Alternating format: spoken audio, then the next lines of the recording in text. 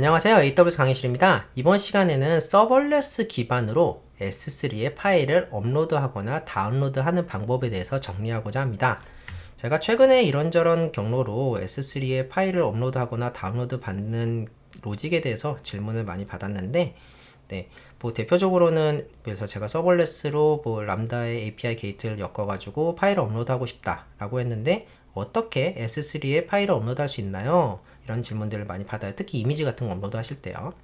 근데 굉장히 다들 잘못하고 계신 게 있어가지고, 물론 잘못이라는 단어가 제가 좀 조심스럽긴 해요. 되면은 장땡이다. 근데 정말 여러 가지로 불편한 점이 있고 베스트 프랙티스가 아닌 것 같아서 제가 이번에 한번 정리를 했습니다. 제일 먼저 이 강의 자료 받는 법은 AWS 강의실 우등생 멤버십이 되시면은 오늘 강의의 데모 혹은 소스 코드 모두 다 받아보실 수가 있고요.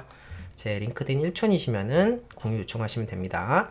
그리고 카카오 오픈 채팅방에서 이렇게 AWS 강의실 자료 공유방을 치시면은 제가 이렇게 자료를 공유해 드리니까 이 링크는 밑에 자세히 넣어놓을게요. 자, 첫 번째로 S3 업로드 다운로드하는 방식은 람다로 직접 파일을 업로드하거나 다운로드하는 거겠죠.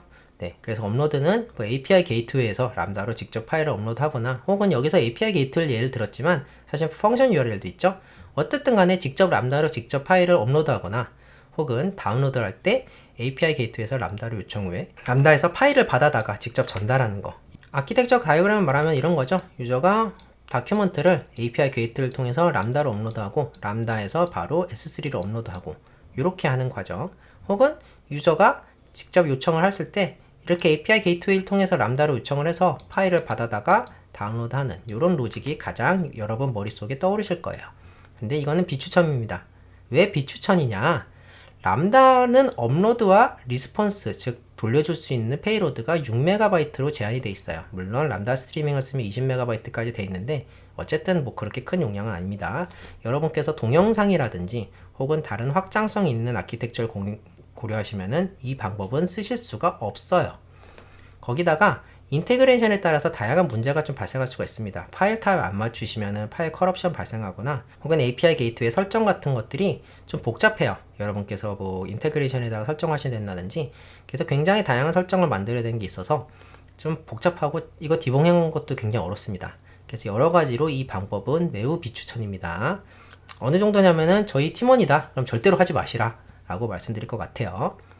두 번째는 이제 API 게이트웨이에서 S3로 업로드 다운로드를 바로 할 수가 있습니다. 어떤 얘기냐? API 게이트웨이는 AWS에 굉장히 많은 서비스들이 연동할 수 있는데 대표적으로 S3를 직접 연동하실 수가 있어요. 그래서 이것도 가능은 한데 좀 비추천입니다.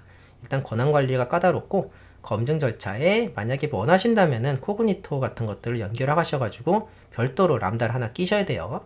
그리고 멀티파트 업로드도 불가능하다는 단점이 있습니다. 그래서 아키텍처는 되게 이렇게 간단한데 실제로라면 여기 람다가 하나 붙어야 되고요. 그 다음에 요거 설정하시는 거에 대해서 뭐 권한 관리라든지 이런 것들이 굉장히 어렵기 때문에 요런 게 가능하다 정도만 아시면 될 것 같습니다. 만약에 S3를 직접 노출하고 싶지 않다라고 하시면은 이렇게 API 게이트웨이 퍼블릭 같은 경우에는 쓰실 수 있을 것 같은데, 그런 경우가 아니면은 요거는 가능한 정도만 알고 계시면 좋을 것 같아요. 그리고 세 번째 방법은 람다로 임시 크레덴셜을 받아서 활용하는 겁니다. 무슨 말이냐? 예를 들어 API 게이트웨이를 통해서 제가 아까 말씀드렸죠. API 게이트웨이뿐만 아니라 펑션 URL도 된다고. 람다에서 임시 크레덴셜을 받아서 클라이언트에서 SDK로 업로드하거나 다운로드하는 겁니다. 이거는 제가 그럭저럭 추천을 드릴 만한 아키텍처인데요. 뭐 단점이 있다면은 권한 관리가 까다로울 경우가 있고, 예를 들어서 임시 크레덴셜을 생성했을 때 권한을 제한한다든지 어떤 특정 버켓에서만 올릴 수 있다든지 이런 것들의 제한이 필요하고, 클라이언트에서 SDK를 사용해서 AWS SDK를 사용하는 거죠. 우리 액세스키, 시크릿 액세스키 토큰을 발급받아가 직접 업로드하고 다운로드하는 거기 때문에 이 부분을 직접 구현해야 되는 게 있습니다. HTTP 이외에 예를 들어서 클라이언트가 뭐 AWS를 잘 모르신다 하면 조금 더 번거롭겠죠. 그래서 이걸 쓰실 때는 업로드, 다운로드 이외에 다양한 일들, 예를 들어서 나는 업로드도 하고 클라이언트에서 다이나모DB도 업데이트하고, 혹은 뭐 다른 여러 뭐 클라우드 와치에 로고도 남기고 이런 식으로 클라에서 액세스키랑 시크릿 액세스키 크레덴셜 가지고 뭔가를 할 때 직접 하고 싶은 경우에는 이런 식으로 곁다리로 거쳐서 활용하시는 것도 나쁘지 않습니다. 어떤 식으로 운영이 되냐? 일단은 뭐 클라이언트가 크레덴셜 요청을 하면은 이렇게 람다에서 권한을 확인하고요. 그 다음에 뭐 JWT 토큰이라든지 이런 걸로 임시 크레덴셜 생성을 해서 전달합니다.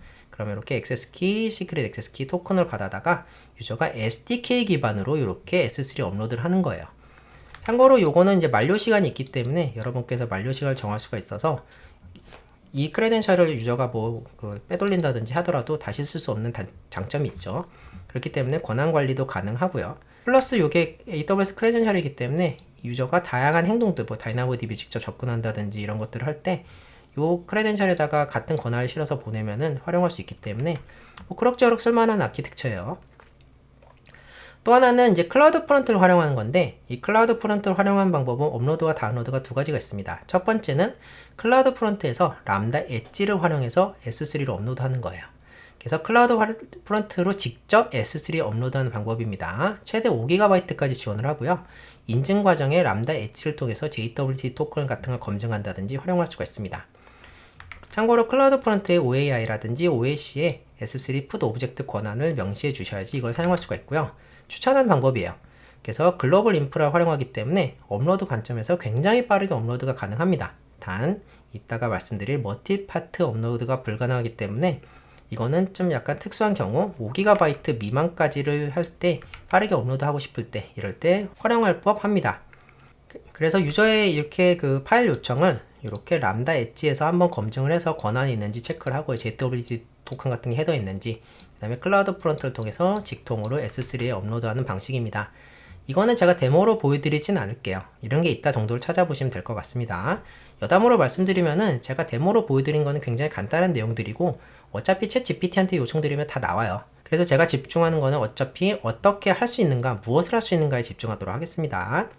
자, 그리고 이 방법은 제가 제일로 추천드리는 건데요. 프리사인드 URL을 S3에 요청 후 클라이언트에서 이 URL로 S3에 업로드하거나 다운로드하는 방식이에요. API 게이트웨이 혹은 람다 URL로 제가 말씀드렸죠. 프리사인드 URL 요청 후에 해당 URL로 업로드, 다운로드하는 방식입니다. 파일명이라든지 메타데이터 등의 컨트롤도 가능하고 멀티파트 업로드도 가능합니다. 그리고 URL의 만료기간 설정이 가능하기 때문에 이 URL에 다운로드 같은 거 받는 경우에는 1시간 정도 하면 충분하죠. 그래서 유저가 URL 빼돌려서 다른 곳에 업로드 한다고 하더라도 1시간 뒤면 만료가 되기 때문에 못 쓰게 만들 수가 있습니다. 제가 가장 추천드리는 방법이고 가장 정석적인 방법이에요. 그래서 일반적으로 서버레스 환경에서 S3에 파일을 업로드하거나 다운로드가 필요할 때 가장 무난한 방법입니다. 그래서 어떻게 이루어지냐? 아까 크레덴셜과 되게 비슷해요. URL 요청을 하면은 권한을 확인하고 URL 생성한 다음에 그 다음에 전달을 해서 이때 이런 형식의 HTTP URL입니다. 유저가 별도로 혹은 클라이언트 개발자, 프론트 개발자가 별도로 별도로 AWS를 몰라도 이렇게 HTTP는 익숙할 거기 때문에 이걸로 바로 다운로드 받는 거죠. 그래서 HTTP로 이렇게 파일을 다운로드 받는 겁니다. 참고로 이 URL은 AWS에서 직접 사인한 URL이에요. 그래서 이렇게 암호화된 파트가 있어가지고 이 암호화된 시그니처를 활용해서 이 URL이 권한이 있는지 없는지 전부 다 하나의 패키지로 들어가 있다고 생각하시면 됩니다. 그렇기 때문에 이 URL 하나만으로도 이 S3에 접근할 수 있는 모든 권한이 담겨져 있다고 보시면 돼요. 근데 뭐가 있죠? 만료기간이 있습니다. 자세한 거는 제가 관련 영상을 밑에다 달아 놓을 테니까 이 프리사인드 URL이 무엇인지는 한번 그 영상을 참고하시면 될 것 같아요. 참고로 이 클라우드 프론트를 활용해 가지고 비슷한 걸 할 수 있는데요. 이 클라우드 프론트의 프리사인드 URL과 쿠키를 활용한 다운로드예요. 이거는 이 클라우드 프론트에서 미리 서명이 된 요 프리사인드 URL과 쿠키를 발급을 받아서 다운로드를 받는 형식입니다. 클라우드 프론트 활용 시에 가장 추천되는 방식이고요. 프리사인드 URL 같은 경우에는 파일 하나만 다운로드 가능한데 이 클라우드 프론트를 뭘 할 수 있느냐? 프리사인드 쿠키를 만들 수가 있어요. 그러면은 이 프리사인드 쿠키가 있으면은 여러 파일을 다운로드 받을 수가 있습니다. 대표적으로 인강 사이트라든지 여러 파일들을 다운로드 받아야 되는 환경이라면은 프리사인드 쿠키 하나를 마련해 두면은 유저가 다양한 파일에 액세스할 수 있는 그런 패턴도 만들 수가 있습니다. 이것도 굉장히 추천하는 방법이에요. 그래서 아키텍처 아까 비슷한데 이렇게 요청을 하면은 클라우드 프론트용 URL과 쿠키를 생성한 다음에 전달을 해서 요거를 가지고 있다가 유저가 쿠키 같은 경우에는 이 쿠키를 기반으로 요청을 하면은 이렇게 파일을 다운로드 받을 수 있고 URL 같은 경우에는 아까 S3와 동일합니다. 자, 그럼 제가 데모로 하나 보여드릴 텐데요. S3의 프리사인드 URL을 활용해서 업로드와 다운로드를 직접 구현을 해서 여러분께 전달 드리도록 하겠습니다. 그래서 싱글, 멀티파트 프리사인드 URL을 통해서 업로드, 다운로드 데모고요. 참고로 람다로 프리사인드 URL 생성할 경우에는 람다의 역할로 임시 자격증명이 만료됐을 때 같이 만료됩니다. 무슨 말이냐? 람다는 IAM 역할을 사용할 때 임시 자격증명을 사용하죠. 근데 이 임시 자격증명에서 나온 사인드 URL은 이 임시 자격증명의 생명주기랑 똑같아요. 얘가 만료되면은 이 사인드 URL도 만료가 됩니다. 그렇기 때문에 여러분께서 주의하셔야 되는 점이 있습니다. 보통 1시간 정도면 만료가 되기 때문에 이 프리사인드 URL을 1시간 이상으로 늘리신다 하더라도 1시간 후에 만료될 수 있는 거 주의하시면 좋을 것 같아요.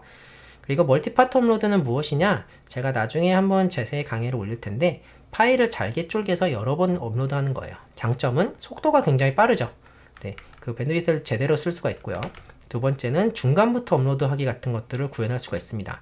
무슨 말이냐? 제가 이따가 한 번 더 설명드리겠지만 이렇게 파일을 잘게 쪼개면은 업로드를 이렇게 하나씩 하는 거거든요. 근데 이렇게 하면 뭐가 좋냐면은 제가 여기까지 업로드를 여기까지 했는데 끊겼어요. 요거 업로드하다가. 그럼 저는 어디서부터 업로드하면 되죠? 요것만 업로드하면 되죠. 근데 요게 하나의 통짜 업로드라고 가정을 하면은 여기서 끊겼어요. 그러면은 만약에 브라우저 죽거나 뭐 아니면 클라이언트가 다운됐거나 그럼 다시 처음부터 업로드해야 되죠. 뭐 몇 메가라면 상관없겠지만 뭐 몇 기가, 몇 테라바이트 단위로 뭔가 업로드를 해야 된다. 그럼 크죠. 네. 예를 들어서 뭐 500기가짜리 업로드 하고 있는데 499기가까지 업로드 했는데 죽었어. 그럼 처음부터 다시 업로드 해야 돼요. 이거 굉장히 크리티컬하죠. 그렇기 때문에 멀티파트 업로드를 사용을 하면은 중간부터 업로드하기 같은 기능을 구현할 수가 있습니다. 단점은 로직이 좀 복잡한데요. 네, 관리가 힘들어요. 단점은 로직이 좀 복잡한데요. 이따 설명드리겠지만 한번 업로드 한 다음에 잘게 쪼개진 조각들을 하나로 합쳐달라는 요청을 API를 S3에 한 번 더 보내야 됩니다. 그리고 관리가 좀 힘든 게 있어요. 그래서 멀티파트 업로드가 중단되었을 때 뭐 이런 경우가 있는데 이런 것들은 제가 나중에 한번 영상을 찍어서 올리도록 하겠습니다. 그래서 아키텍처는 이렇게 돼 있어요. 일단 프론트는 리액트로 돼 있고요. 이렇게 파일 메타데이터, 파일 타입이라든지 이런 같은 거 업로드 하면은 이렇게 그 파일 사이즈 최소 단위만큼 URL 생성을 합니다. 그 다음에 전달할 거예요. 예를 들어서 우리가 이제 그 400MB짜리 파일이다. 그러면은 하나당 100MB씩 올리겠다. 그럼 4개가 생성이 되겠죠? 뭐 이런 식으로 우리가 일정 단위로 쪼개가지고 URL들 생성을 할 거예요. 그 다음에 이 파일을 직접 클라이언트에서 파일 URL 하나당 이렇게 대응을 시키는 겁니다. 그래서 첫 번째 URL은 0에서 100MB, 두 번째는 100에서 200MB 이런 식으로 잘게 쪼갠 것들을 이 각각의 URL에 대응되는 걸로 S3 업로드를 하는 거예요. 그래서 S3 업로드가 이렇게 됐겠죠. 그럼 마지막으로 클라이언트에서 업로드가 끝났으니까 얘네들 합쳐줘 라는 요청을 람다로 보내요. 그러면은 여기서 멀티파트 업로드 합치기 요청을 한 다음에 이렇게 S3에서 합쳐주는 것까지가 마지막 로직입니다. 참고로 이 멀티파트 업로드에 대해서도 제가 말씀드릴 게 많이 있는데 간략화 시켰어요. 그래서 제가 이따가 소스코드를 보여드릴 테니까 여러분께 소스코드 확보하시면은 그거 뜯어보시면은 바로 실전에서 구현하실 수 있습니다.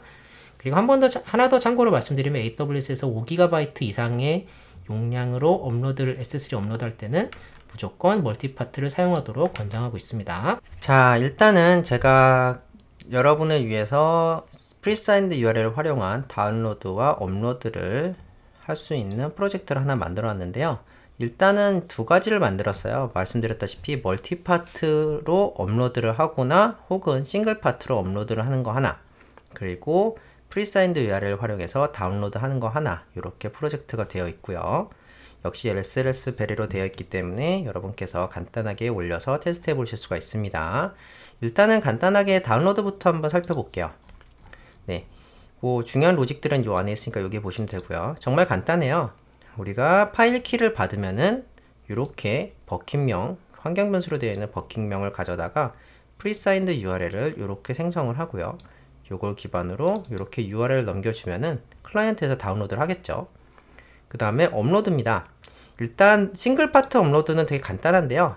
마찬가지로 이제 제가 유저 아이디와 타입, 파일 이름 같은 걸 받아놨는데 일단 원본 파일 이름은 파일 키로 활용하기 위함이고 유저 아이디와 타입은 이따가 보여드릴 메타데이터를 이 파일에다 넣을 수 있는 걸 보여드릴 거기 때문에 그걸 위해서 받았습니다.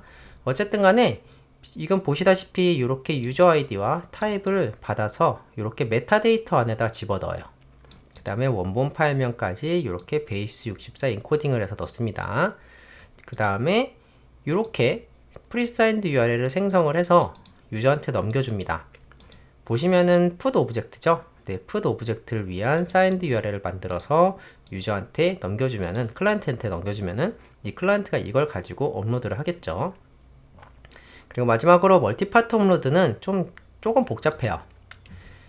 일단은 우리가 예를 들어서 500메가짜리를 업로드한다고 가정을 할게요. 그 500메가짜리를 몇 개로 분할할 것이냐, 예를 들어서 최소 단위가 5다 그러면은 프리사인드 URL이 100개가 생성이 되겠죠. 이렇게 몇 개 단위로 분류하실 것인지를 여기서 명시할 수 있고요.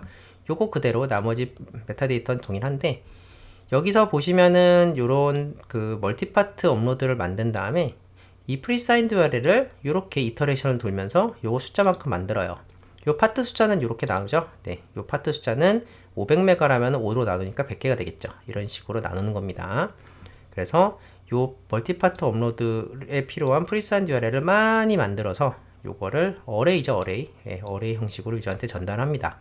자, 그럼 일단 이 프로젝트 배포를 먼저 해야 되는데요. 백엔드 배포를 할게요. 자세한 내용은 제 영상의 SLS 베리 영상을 참고하시고요.